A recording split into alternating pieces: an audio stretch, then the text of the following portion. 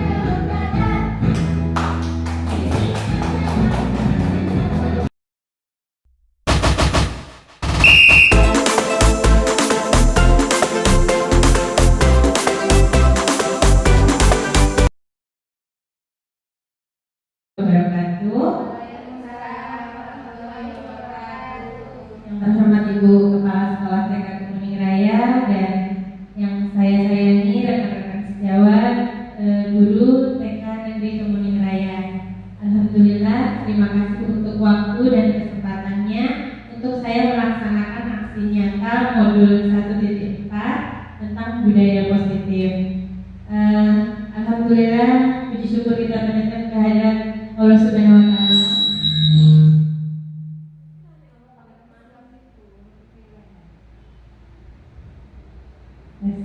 Yang telah memberikan kita rahmat dan karunia sehingga kita bisa melaksanakan kegiatan aksi nyata untuk calon guru penggerak Angkatan 8 Bengkulu Utara.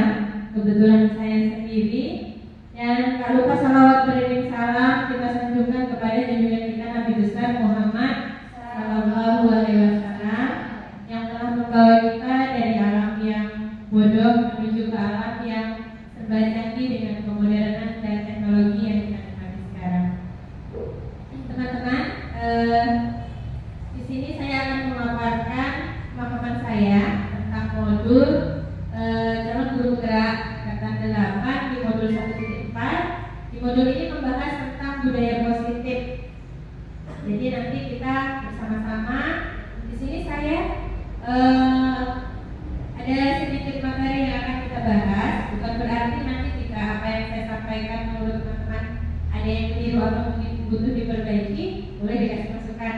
Jadi di sini kita ajarnya sharing, berbagi, dan belajar untuk pemahaman bersama dan untuk kita implementasikan selanjutnya di lembaga kita untuk anak didik dan untuk kompetensi kita sebagai guru yang profesional. Oke teman-teman ya, kita langsung lanjut ke materi.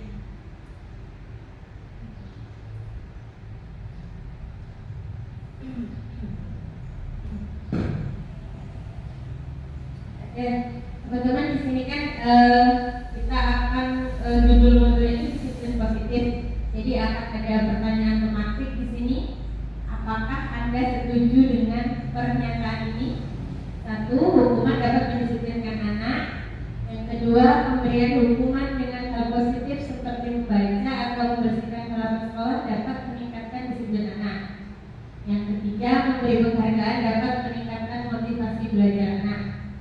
Mungkin ada teman-teman yang mau coba membantu saya untuk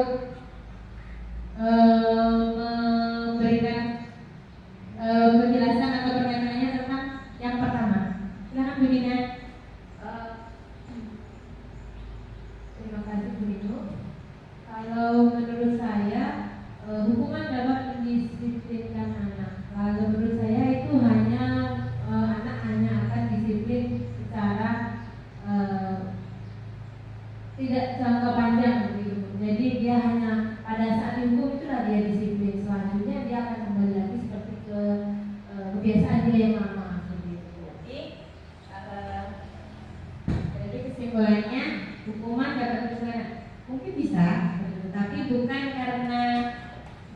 menyadari bahwa apa yang dia lakukan itu melanggar atau salah, hanya karena takut sama hukuman itu, ya Bu ya. Sepakat ya Bu ya. Ya, selanjutnya pemberian hukuman dengan hal positif seperti membaca atau membersihkan halaman sekolah dapat meningkatkan disiplin anak. Gimana Bu Titin?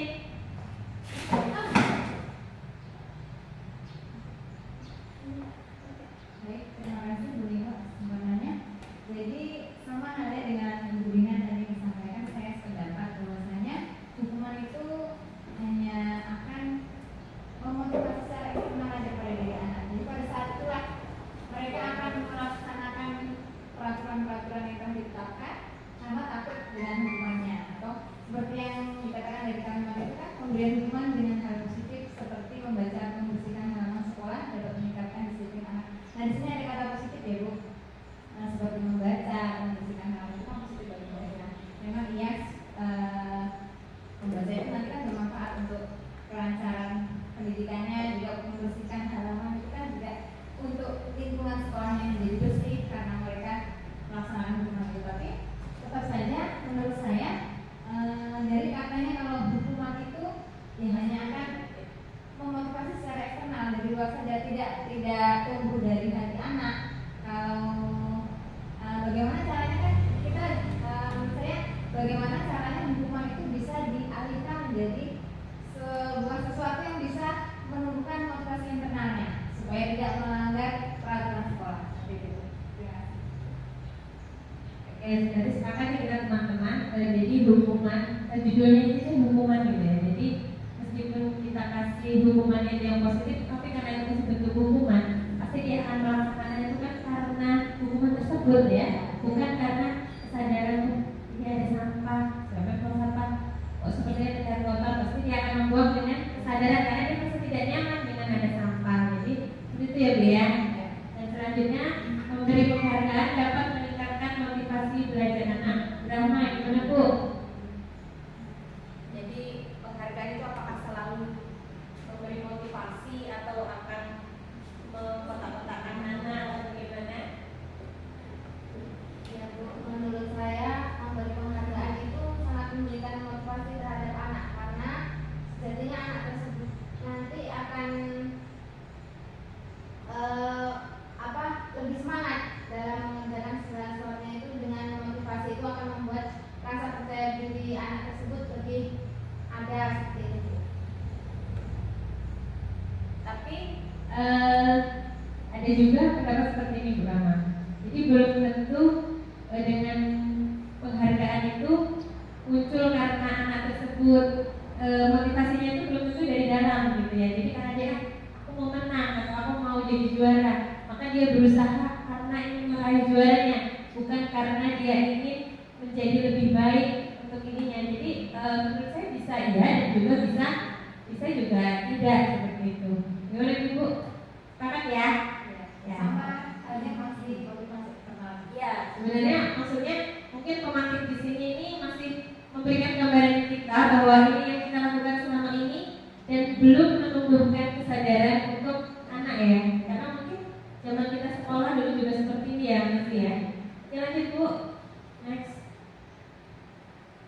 Nah selanjutnya kita mengeksplorasi konsep tentang disiplin positif dan nilai-nilai kebajikan universal. Agak turun Bu. Nah jadi di sini kita diajak untuk merubah paradigma. Jadi coba ibu-ibu baca tentang kegiatan kepala tangan. Antara Anda A dan salah satu teman B. Nah jadi sobat kelas dari kertas kecil tuliskan benda atau sesuatu yang sangat berharga untuk Anda. Letakkan di salah satu tangan Anda dan genggam sesuatu tersebut dengan segala daya. Buatlah sebuah peran. Anggaplah kita sedang memegang sesuatu ya Bu ya. Memegang sesuatu mungkin yang sangat berharga.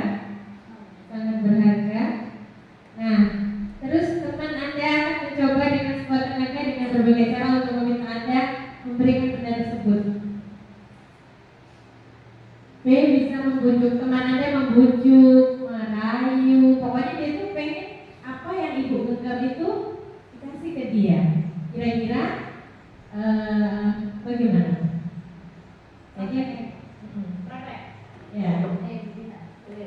Silakan. Bu Dina punya sesuatu dan Bu Titin mencoba untuk meraih sesuatu yang dipegang Bu Dina. Nah, bagaimana? Apa ini? Sesuatu yang berharga bagi saya. Boleh kata minta. Apa yang ditawarkan? Boleh sesuatu berharga itu boleh nggak saya miliki? Boleh nggak saya minta dari? Oh, tidak bisa. Kalau saya coba ya Bu, saya coba buka. Boleh.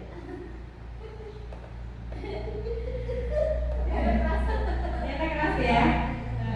Karena saya bertahan gitu ya. Ya, karena jadi itu tuh kalau menurut saya itu bagaimana kita merubah sesuatu yang mungkin terasa sulit dengan kira-kira strategi apa agar hal tersebut bisa menjadi mudah. Bagaimana caranya ya Bu Dina itu biar dia mengasih? Kalau kita tentu pasti nggak akan dikasih, gitu kan? Kalau kita rayu, kita kasih hadiah, belum tentu dia kasih seperti itu kan? Jadi kita gimana?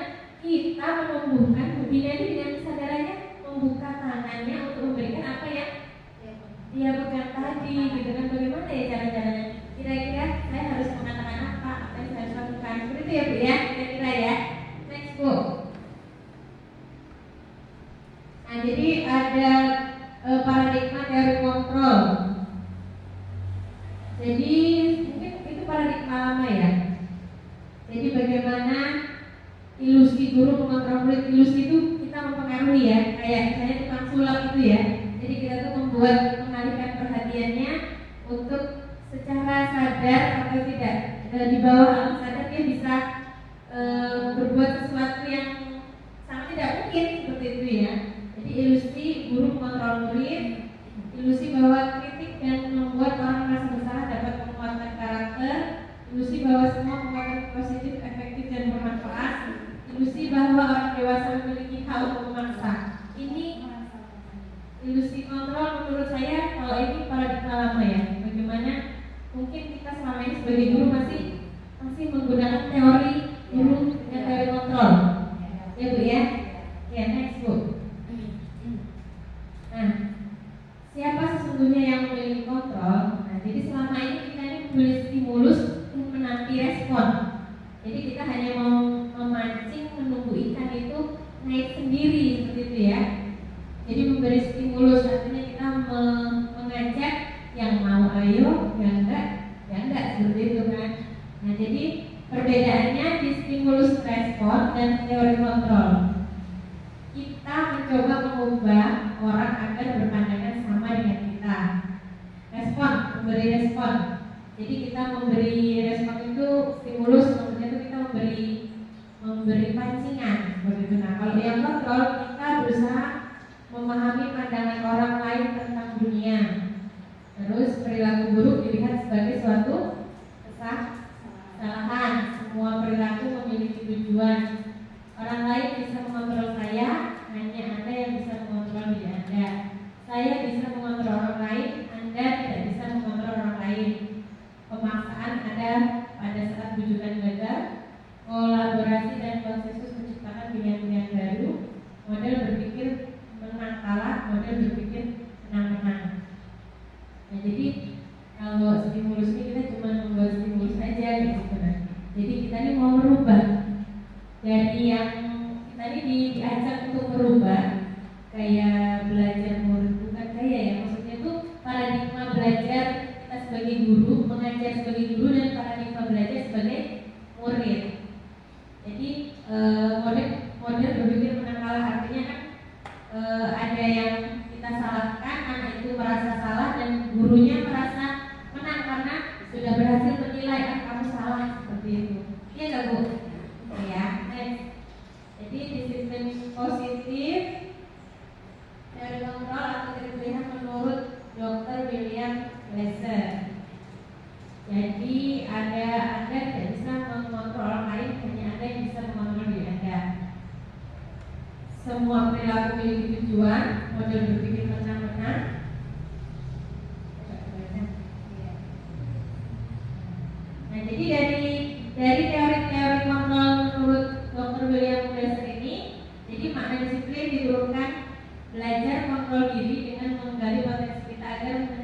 mencapai tujuan mulia, yaitu sesuatu menjadi seseorang yang kita inginkan berdasarkan nilai-nilai yang kita hargai.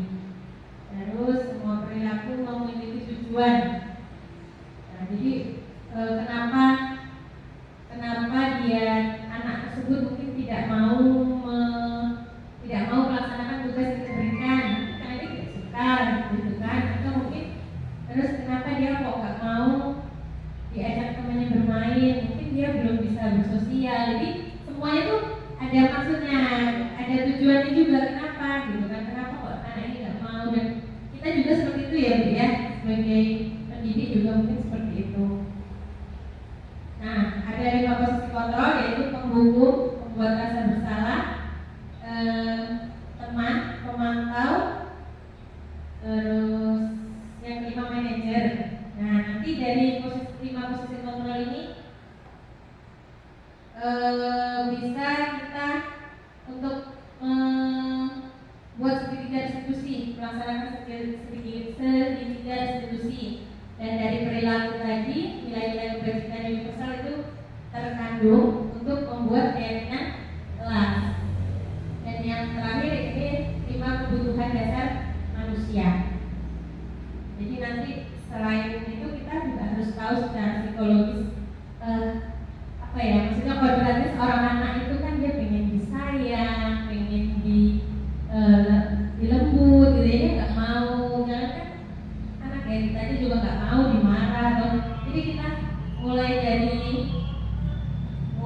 dari kebutuhan dasar manusia itu ada berapa? 5 ya Mbak saya? Ada 5 ya. Nanti ada Bu kita bahas. Yuk lanjut yuk. Sekarang apakah makna disiplin? Berasal dari bahasa Latin disiplina yang artinya belajar. Jadi artinya kalau selama ini pasti yang ada di benak kita apa Bu? Peraturan ya. Siapa lagi Bu? Sepakat disiplin loh. Disiplin, peraturan, hukuman. Terus pasti berkaitan dengan waktu. Pasti kita yang disiplin. Berarti yang paling utama harus tepat waktu, gitu ya. Nah, jadi sebenarnya kalau berdasarkan kata bahasanya itu lebih luas sepertinya ya. Jadi disiplin itu dibuat untuk menggali potensi menuju sebuah tujuan akan dihargai. Jadi tadi sih sebenarnya muaranya untuk peraturan yang kita sepakati. Jadi disiplin itu mengikuti peraturan. Namun dalam budaya kita makna kata disiplin telah berubah menjadi sesuatu yang dilakukan seseorang kepada orang lain untuk mendapatkan kepatuhan, ya kan? Jadi sebenarnya kepatuhan. Jadi kecenderungan umum adalah menghubungkan kata disiplin dengan ketidaknyamanan, bukan dengan apa yang kita hargai atau mencapai suatu tujuan yang mulia. Jadi disiplinnya itu karena aturan. Jadi dia bukan karena aku harus disiplin, aku harus menghargai waktu agar apa yang aku lakukan nanti bermanfaat, seperti itu ya. Yuk lanjut. Nilai-nilai kebajikan universal.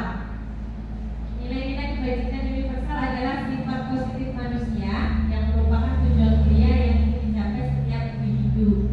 Nilai-nilai tersebut bersifat universal, artinya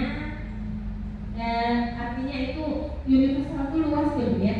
Universal itu luas dan umum. Jadi umumnya itu di masyarakat itu seperti apa gitu ya.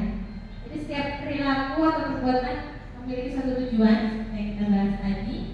Dengan mengaitkan nilai kebajikan yang kita yakini seseorang, maka motivasi listriknya akan terbangun sehingga menggerakkan motivasi dan dalam untuk mencapai tujuan mulia yang diinginkan. Nilai-nilai kebajikan yang ingin dicapai oleh setiap anak Indonesia kita kenal dengan profil pelajar Pancasila. Ya, jadi profil pelajar Pancasila dirancang untuk kebajikan universal itu tadi yang dituangkan di dalam profil Pancasila dengan elemen-elemen, banyak elemennya ya Bu ya. Jadi kalau pasti sudah hafal. Jadi kalau profil Pancasila yang pertama beriman, bertakwa, berakhlak mulia, mandiri, bernegara praktis, berkebinekaan global, bergotong royong dan kreatif. Nah, dari elemen-elemen ini masih banyak sekali yang makna-makna yang harus kita pahami sebagai seorang pendidik agar kita sendiri bisa menuangkan dan mengimplementasinya dalam kegiatan pembelajaran sehari-hari. Ada lagi Bu, kira-kira kalau nilai kebajikan universal mendapat lain selain yang tentang yang di slide. Jadi kesimpulannya nilai kebajikan universal itu ya tergantung orang mana. iya sebenarnya ya tergantung. Makanya kita universal kan.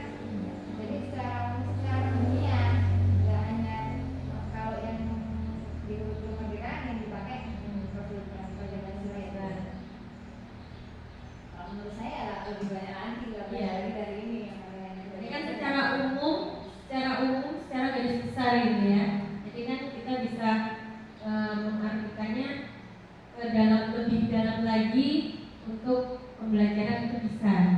Tadi Ibu. Sekarang teori motivasi, hukuman, dan penghargaan serta restitusi. Teori motivasi perilaku manusia. Seperti yang kita bahas tadi, untuk menghindari ketidaknyamanan atau hukuman. Jadi itu masih motivasi dari eksternal. Terus untuk mendapatkan imbalan dari orang lain masih eksternal. Terus untuk menghargai diri sendiri. Jadi dia melakukan itu karena saya biar pinter gitu ya. Saya maulah gitu. Saya mau dengan sendirinya. Berarti dia sudah masuk ke motivasi internal. Nah, motivasi internal ini lalu yang ingin kita tumbuhkan dengan budaya positif yang akan kita bangun di sekolah kita. Nah, lanjut Bu. Ada yang kenal nggak Bu?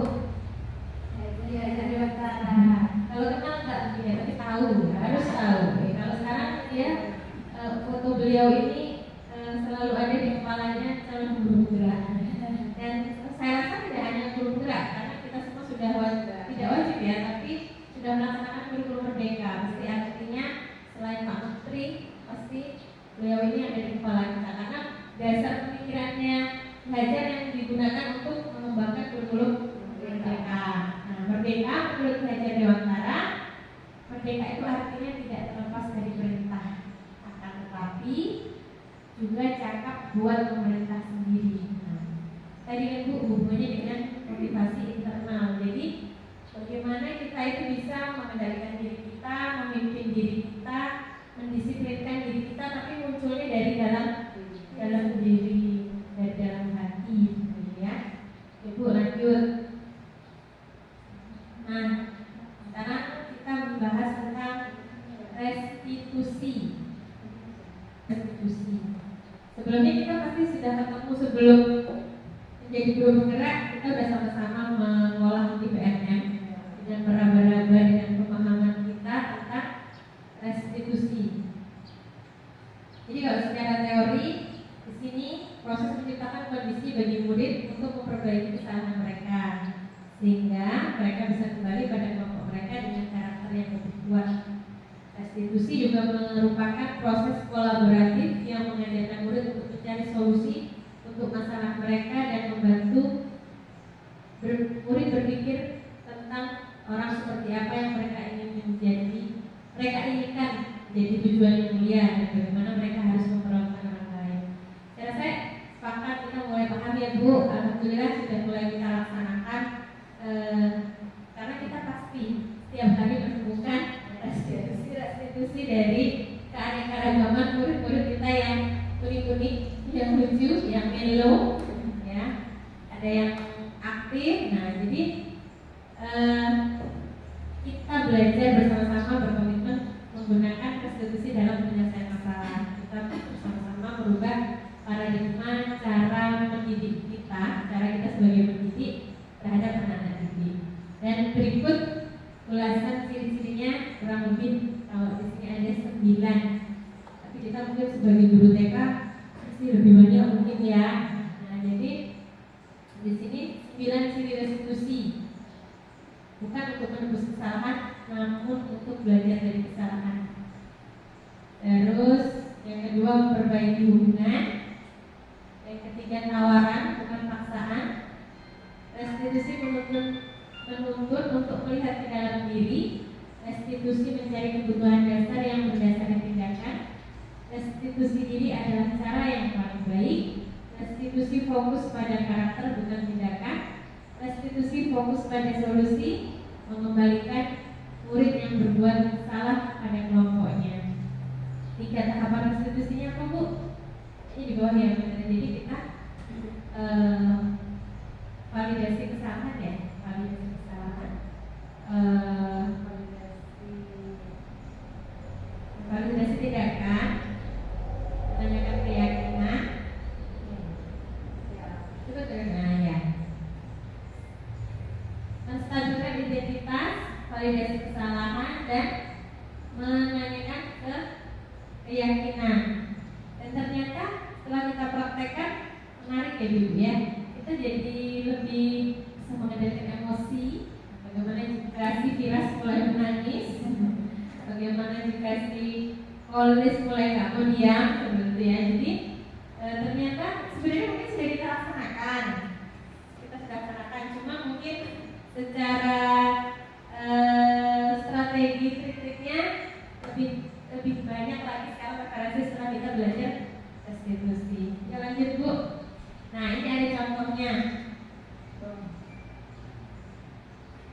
Oke, jadi tahapannya segitiga restitusi itu menstabilkan identitas. Jadi di sini poin yang ingin restitusi yang ingin diselesaikan itu untuk membuat anak yang merasa gagal karena berbuat salah menjadi positif terhadap dirinya. Guru berkata, berbuat salah itu hal yang manusiawi. Tidak ada manusia yang sempurna. Bapak Ibu juga buat salah. Kita pasti bisa menyelesaikan permasalahan ini. Bapak Ibu tidak tertarik untuk mencari tahu siapa yang benar, siapa yang salah. Bapak Ibu lebih tertarik untuk menyelesaikan masalah. Kalau kamu menyalahkan dirimu sendiri terus-menerus, apakah kamu bersikap baik pada dirimu sendiri? Jadi kita tahapan untuk menstabilkan identitas tadi ya. Jadi kita membiarkan anak itu bercerita dulu. Kenapa nak? Kok bisa begini? Ya kan? Kenapa? Pasti itu tadi setiap tindakan mempunyai tujuan, gitu ya. Jadi dia tuh pasti ada alasan ya. Ada suka pada akibat, ada alasan seperti dalam si Afnan kemarin ya. Kenapa kok dia bisa gigit tangannya si Gibran kayak gitu kan? Nah, aku sambil dulu ya. Nah, jadi kita tadi menstabilkan identitas. Jadi kita itu mungkin tidak menjas. Kita jadikan diri kita sebagai teman berdiskusi si anak tentang apa yang sudah dia lakukan. Ibu ya, semangat ya Bu. Nah, selanjutnya validasi kebutuhan, membantu siswa mengenali basic need atau kebutuhan yang ingin dipenuhinya ketika melakukan kesalahan itu. Itu tadi, kenapa kok kamu pukul? Ya, karena aku dipukul. Nah, jadi itu tadi kenapa dia melakukan itu, dia ingin memenuhi kebutuhan dia. Jadi kayak tadi kan dia emosi gitu ya. Jadi dia meluapkan emosinya itu tadi seperti itu. Terus guru berkata, kamu bisa saja melakukan hal lebih buruk, tapi kamu tidak melakukannya kan? Kamu pasti punya alasan mengapa kamu melakukannya. Apa yang penting bagi kamu? Kamu boleh tetap berusaha menjaga sikap itu, tapi tambahkan sikap yang lain yang baru. Maukah kamu belajar cara lain untuk mendapatkan yang kamu butuhkan tanpa harus memukul? Apakah kamu bisa melakukan dengan baik, dengan lebih baik besok lagi? Nah, jadi itu kita menjelaskan kebutuhan dia. Jadi kenapa alasan tadi ya? Alasannya kenapa dia melakukan itu dan bagaimana akibatnya seperti itu ya. Ya, mulai menuntut anak untuk memberikan solusi dari tindakan-tindakan yang dia lakukan dan menyadarkan anak mungkin apa yang salah begitu ya. Apa yang dia butuh seperti apa? Ya, maksudnya dia tuh maunya tuh gimana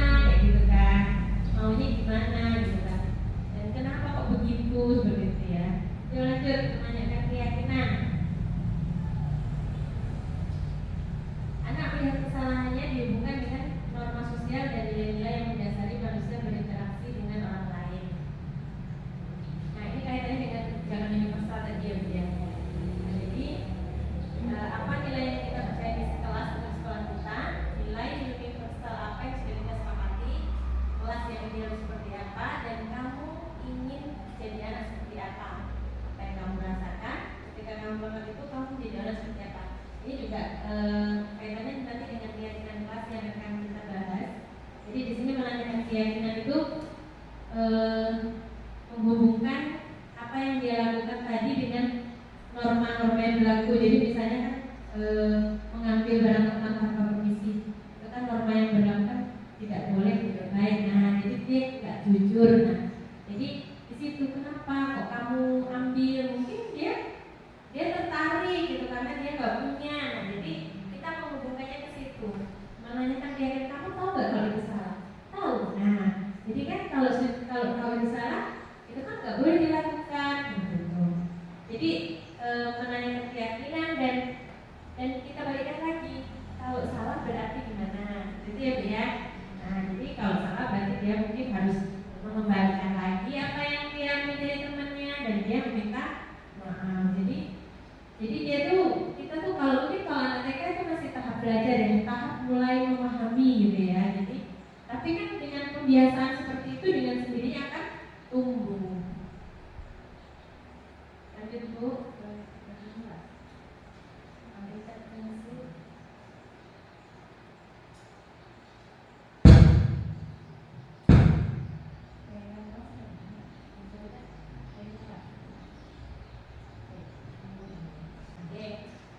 Kita lanjut ya Bu, mengkerucut ke keyakinan kelas. Jadi sekarang di guru gerak itu keren Bu.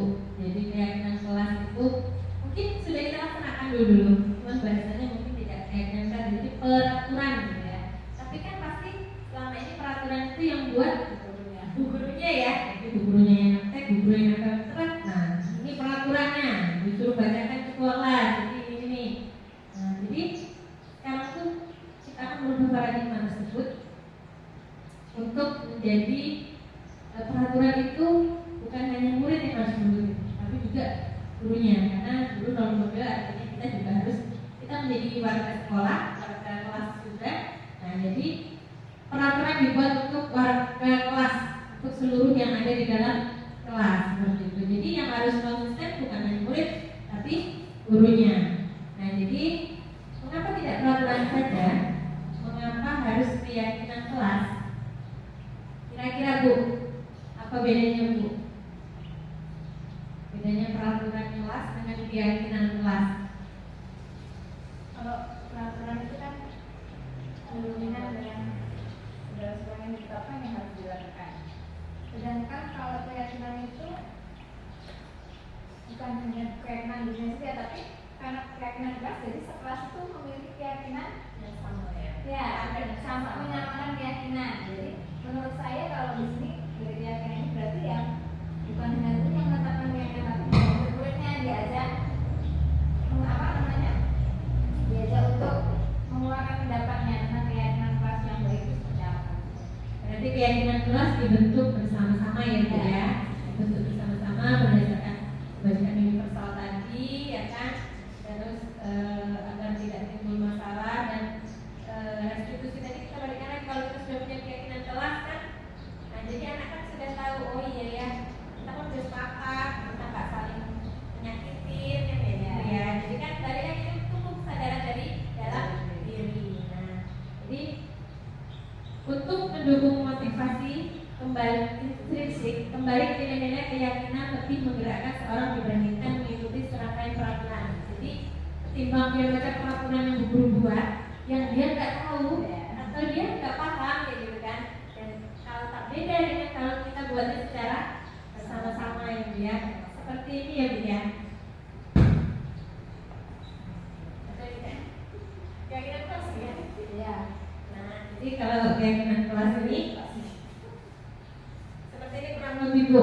Ini semua jenjang akan, saya rasa malah kalau jenjang sekolah dasar ke atas ya akan lebih gampang ya memahaminya ya.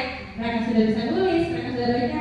Kalau ini kan anak TK nih, jadi kita lambangkan dengan gambar atau dengan warna. Kita ingat aja kalau warna biru harus seperti warna biru apa jujur ya, berarti kan kita sambil mengembangkan aspek pengembangan lain ibu ya. Nah mungkin bisa dikombinasi mau dengan apa ya, cap jempol seperti yang kemarin, bisa juga artinya kita, tapi ini dibentuk berdasarkan kesepakatan bersama-sama gitu kan. Jadi kita di anak TK mungkin menjelaskan kenapa kok kita harus saling menyayangi. Nah berarti sepakat kan? Nah mungkin kurang lebih seperti itu. Tapi kalau di jenjang lain saya rasa mungkin tidak serumit di TK yang menjelaskannya ya. Ketika dia membaca dia ingat, oh iya ya kemarin kan udah punya kesepakatan dengan teman-teman, punya kesepakatan dengan guru, saya harus mengerjakan tugas dengan bertanggung jawab karena untuk diri saya sendiri kan kayak gitu. Bagaimana saya harus berjuang untuk bisa naik kelas kan gitu. Lanjut Bu, budaya positif. Nah jadi dari dalam, karena kita ini dalam suatu lingkungan sekolah khususnya, yang paling dalam itu kan di ruang kelas ya, antara guru, wali kelas, dan murid. Jadi dimulai dari peraturan kelas, keyakinan kelas, lingkungan positif, dan budaya positif. Artinya peraturan kelas itu tadi ya Bu ya, peraturan kelas itu dalam kelas itu mempunyai aturan yang disepakati untuk menjadi sebuah keyakinan bersama bahwa yakin kalau kita sama-sama tertib, kita sama-sama saling menyayangi, pasti lingkungannya akan nyaman seperti itu kan, dan akan menjadi positif, akan lebih luas lagi. Jadi kalau setiap kelas punya keyakinan kelas A, kelas B, dan kurang lebih biasanya dengan karakter sekolah dan visi-visi yang sama kan akan dibentuk yang serupa seperti itu dalam setiap kelas. Jadi otomatis nanti akan membentuk sebuah budaya positif yang tumbuh di lingkungan sekolah. Yuk lanjut. Jadi di sini ditunjukkan Bu bagaimana yang mana yang merupakan keyakinan kelas. Yang sebelah kiri ada contoh, yang sebelah kanan juga ada contoh. Dari bahasanya, yang pertama datang tepat waktu mengucapkan salam. Yang sebelah kanan, kami guru dan murid yang saling menyayangi, menjaga kebersihan sekolah. Kami murid yang semangat belajar, berdoa sebelum dan sesudah kegiatan, aktif dalam pembelajaran. Kami murid yang peduli dengan teman-teman. Kira-kira yang mana Bu? Yang background hijau atau background putih? Yang putih ya, karena ada kata kami. Iya ya. Itu sama-sama. Ya betul. Jadi kalau kesepakatan itu artinya antara aku dan kamu gitu ya, antara kita gitu. Jadi menjadi sebuah kata ganti kami. Jadi, kalau ini masih berupa peraturan. Karena peraturan itu tidak tahu untuk siapa dan siapa yang buat seperti itu kan. Jadi himbauan umum, kebijakan umum seperti itu. Nah, yuk lanjut Bu. Nah, ini untuk ini kita beda lagi peraturan dan keyakinan. Jadi mungkin lebih ke bahasanya dari bahasa yang negatif menjadi bahasa yang positif. Mungkin sebenarnya tujuannya sama. Aku harus jadi anak yang bertanggung jawab. Nah, tapi cara kita menyampaikan ke anak atau mungkin membuat keyakinan itu seperti apa, bahwa kita semua di dalam kelas ini harus sama-sama punya tanggung jawab. Jadi kalau di sini peraturan selalu kembalikan buku ke tempatnya. Artinya kan kita meminta ke anak tersebut bahwa dia harus bertanggung jawab. Kalau sudah pakai barang dikembalikan ke tempatnya. Dilarang mengganggu orang lain. Nah, terus buat peraturan. Kalau di keyakinan menghormati orang lain. Jadi intinya kalau di keyakinan kelas itu mungkin bahasanya ya, bahasanya kita arahkan lebih positif kayak gitu. Karena itu tadi itu salah satu trik untuk menumbuhkan motivasi muncul dari dalam diri agar kesadarannya tumbuh. Sama ya Bu, seperti ya. Jadi nah jadi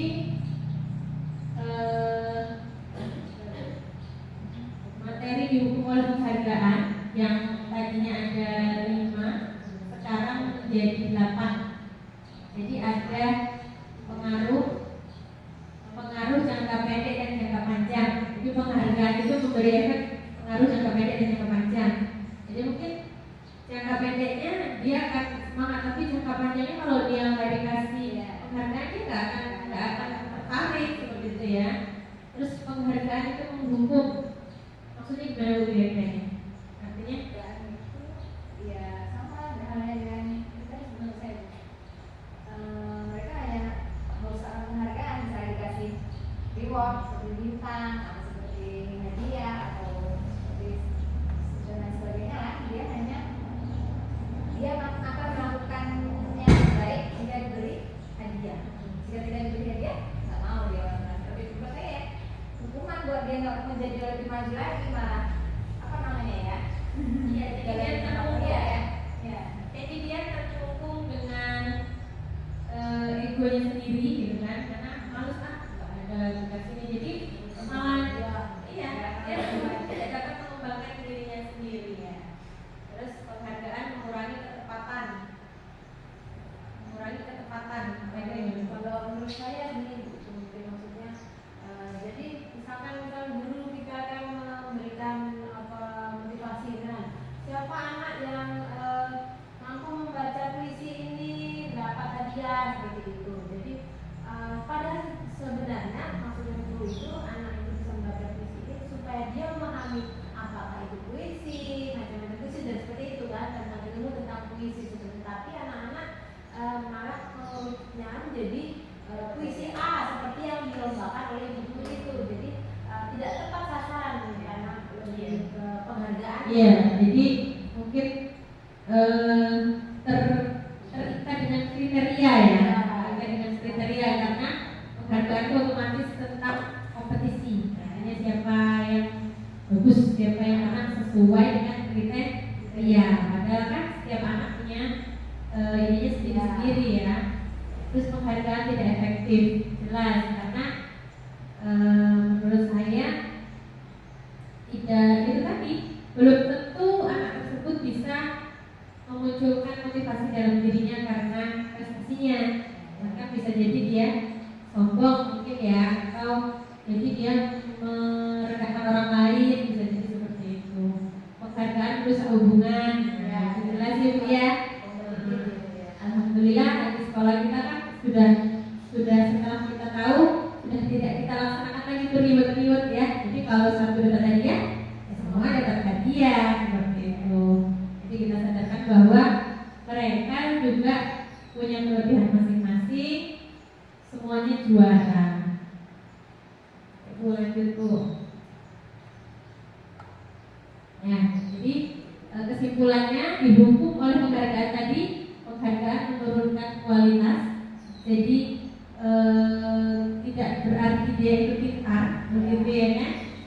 Karena dia hanya mengejar apa yang dia mau menghargai itu tadi ya kan? Terus penghargaan mematikan kreativitas, seperti yang Bu Dina sampaikan tadi. Jadi dia hanya fokus dengan apa yang diberikan, tapi dia tidak mencoba menggali apa yang dia potensi yang dia punya. Terus penghargaan mengurangi motivasi intrinsik, jelas. Jadi, hadiahnya besar beda kan? Hadiah itu bukan karena bagaimana ya kira-kira agar aku bisa mendapat hadiah itu, bisakah aku mendapat hadiah itu, bagaimana apa yang harus aku lakukan, seperti itu. Nah, ini kita untuk membedakan lagi Bu, hukuman atau konsekuensi. Sebenarnya sama ya Bu, hukuman atau konsekuensi itu mungkin beda tipis ya, cuman kita lebih arahkan untuk tidak menjadi sebuah hukuman, tapi konsekuensi. Jadi konsekuensi itu kan muncul dari kesepakatan yang sudah kita sepakati tadi kan. Kalau dia tidak melanggar, artinya dia ada konsekuensinya gitu, karena dia tidak menjalankan kesepakatan yang sudah disepakati seperti itu. Jadi di sini ada contohnya, mencatat 100 kali dalam buku kalimat saya tidak akan terlambat lagi karena terlambat ke sekolah. Hukuman atau konsekuensi? Hukuman ya, karena bersifatnya negatif. 2 kali karena terlambat hadir ke sekolah. Murid diminta untuk push up 15 kali karena tidak menggunakan masker sekolah. Membersihkan tumpahan menggantikan kertas tugas teman yang telah dicoret-coret. Jadi kita disuruh ganti, kamu kan sudah coret-coret, berarti kamu harus ganti. Bukan konsekuensi. Membersihkan tumpahan air di meja tulis karena tersenggol pada saat belajar. Konsekuensi, karena itu tindakan dia sendiri. Berarti dia harus bertanggung jawab. Murid disuruh untuk tidak menggunakan sepatu seharian di sekolah karena tidak menggunakan sepatu hitam. Teman ya berarti ya, karena lebih fisik juga kan. Lari mengelilingi lapangan basket 2 kali karena terlambat 10 menit untuk pelajaran PJOK. Konsekuensi, karena ini di dalam pembelajaran pasti mungkin sudah ada keyakinan yang dibentuk tadi, kesepakatan yang dibentuk tadi. Aku lanjut.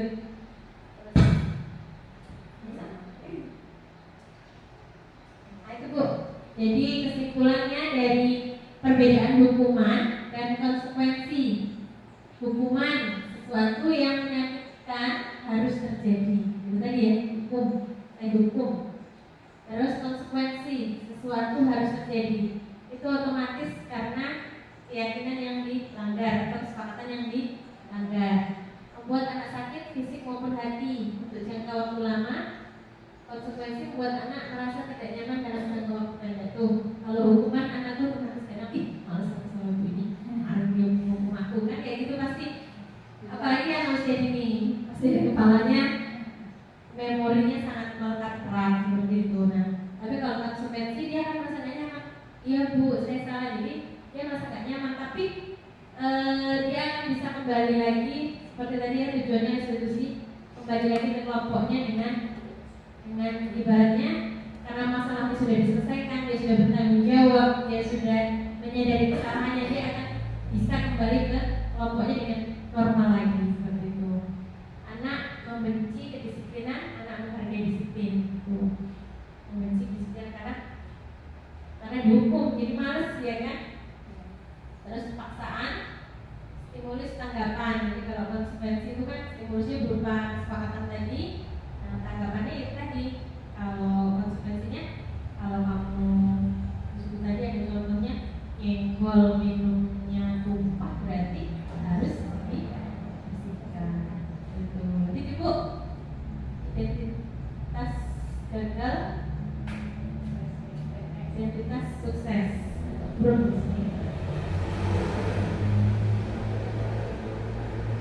Nah, kebutuhan dasar manusia tadi ya Bu yang kita bahas ada 4: kasih sayang dan rasa diterima, penguasaan, kesenangan dan kebebasan. 4 kebutuhan dasar manusia.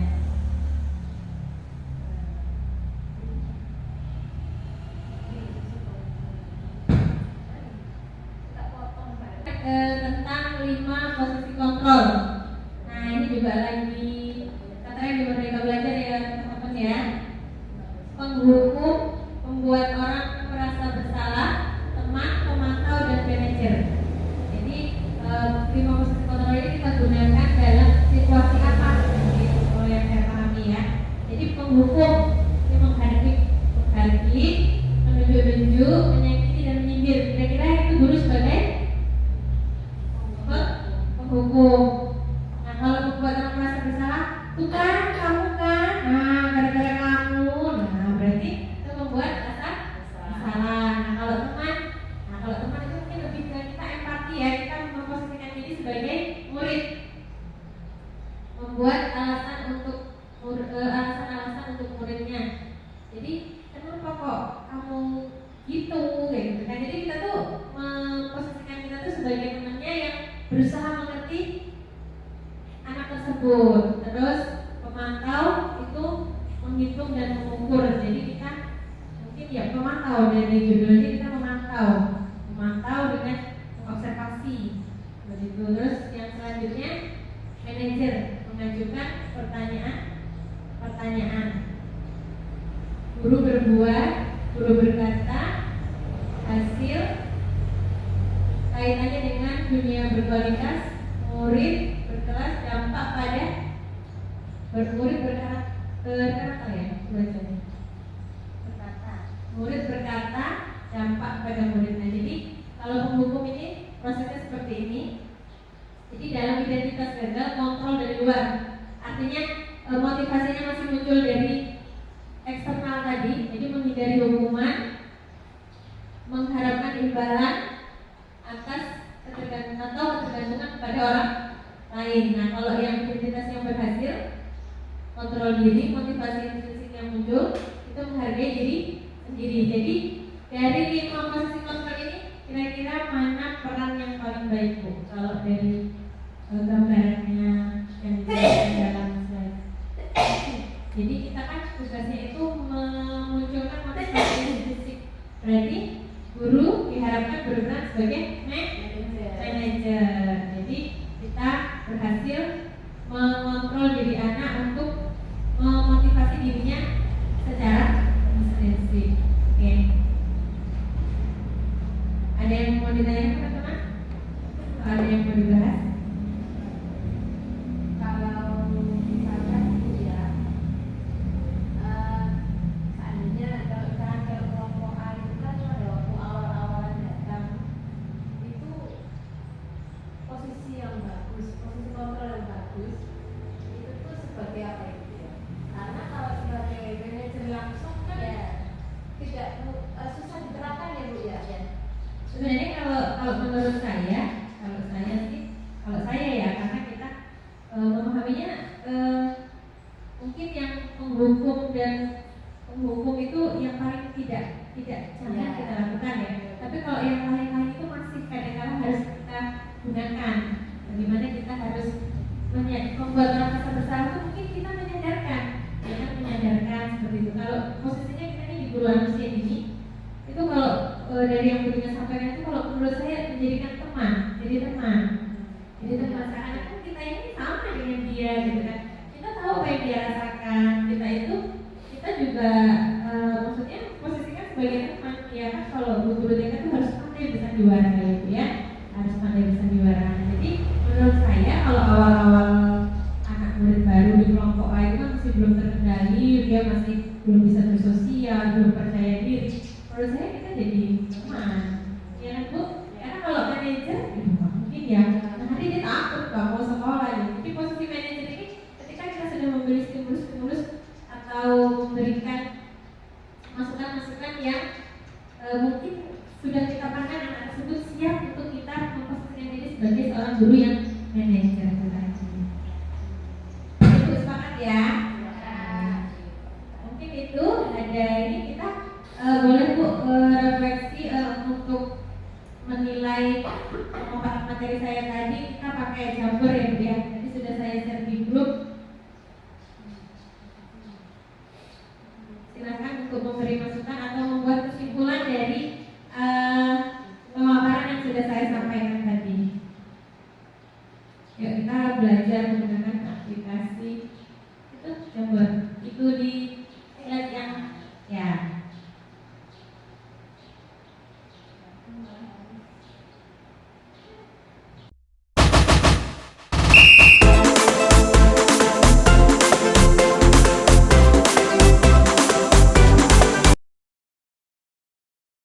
Ya teman-teman, itulah tadi pemaparan saya tentang pemahaman dalam aksi nyata saya modul 1.4 budaya positif untuk memenuhi tugas saya sebagai calon guru penggerak angkatan 80 Utara. Semoga apa yang saya sampaikan dapat bermanfaat untuk kita dan terkhusus untuk saya, pemahaman saya tentang materi ini.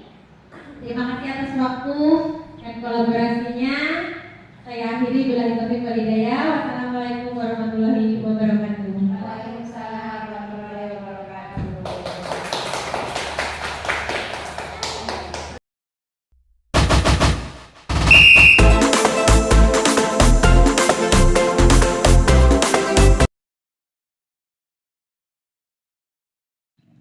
Alhamdulillah dengan adanya kegiatan aksi nyata yang telah dilakukan oleh guru kami yaitu Bu Dinu tentang budaya positif, penerapan disiplin positif, guru kami alhamdulillah semakin konsisten dalam melaksanakan disiplin positif untuk menciptakan lingkungan yang positif. Sehingga guru kami sudah menerapkan keyakinan kelas yang insya Allah telah menumbuhkan motivasi internal anak-anak didik kami.